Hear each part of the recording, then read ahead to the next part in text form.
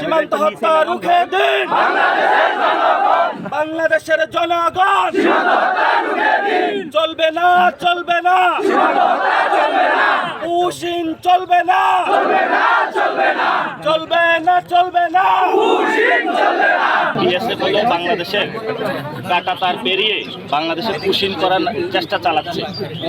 এখানে মূল বিষয়টা হলো, যদি বাংলাদেশি কোনো অবৈধ ওইখানে কেউ থেকে থাকে তাহলে তো আইন কাগজ প্রক্রিয়ার মধ্য দিয়ে তারা হবে।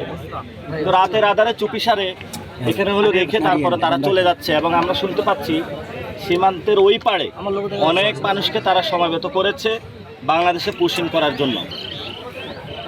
আমরা সরকারের উদ্দেশ্যে বলতে চাই, বাংলাদেশের মানুষ কোনোভাবেই পুশিন মেনে নেবে না এবং পুশিন বন্ধে সরকারকে জরুরি উদ্যোগ নিতে হবে। সরকার যদি কঠোর হস্তে সীমান্ত হত্যা থেকে শুরু করে সীমান্তে মাদক চোরাচালান, যে সন্ত্রাসী কার্যক্রম ভারতীয় বাহিনী করে থাকে, এটা বন্ধ করতো, উদ্যোগ নিত পূর্ব থেকেই, তাহলে আজকে ভারত এই ধরনের সাহস পেত না।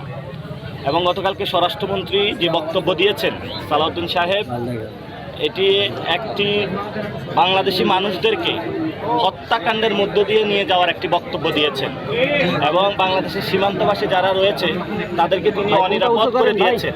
এই জন্য ওনার এই বক্তব্যটা প্রত্যাহার করতে হবে এবং সাথে সাথে বাংলাদেশ কোনোভাবে যাতে পুশিন ভারত করতে না পারে সেই বিষয়ে সরকার পদক্ষেপ নিতে হবে।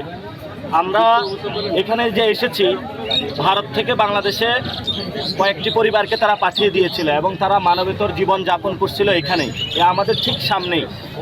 আমরা আসবো এই শুনেই গতকালকে রাত্রে তাদেরকে আবার তারা নিয়ে গিয়েছে। এখন আমরা তো সকল সীমান্তে বিভিন্ন জায়গায় যাব, মিছিল নিয়ে যাব আর তারা নিয়ে যাবে।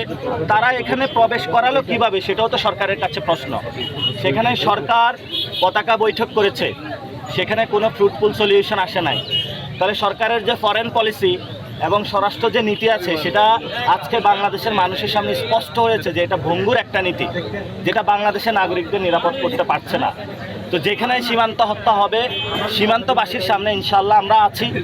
আপনারা ঐক্যবদ্ধভাবে বিজিবির সাথে থাকেন। যদি কেউ রাতের আধারেও হোক পুশিন করার চেষ্টা চালায়, গ্রামবাসী মিলে আপনারা এটা প্রতিরোধ করবেন, বিজিবিকে খবর দিবেন, পুলিশকে খবর দিবেন। আপনারা রাতে দরকার হয় রাত জেগে সীমান্ত পাহারা দিবেন, কিন্তু বাংলাদেশের কোনো একটি কণা মাটিও যাতে এখানে কেউ পুশিন করার মাধ্যমে দখল করতে না পারে সেই বিষয়ে আপনারা সচেষ্ট থাকবেন।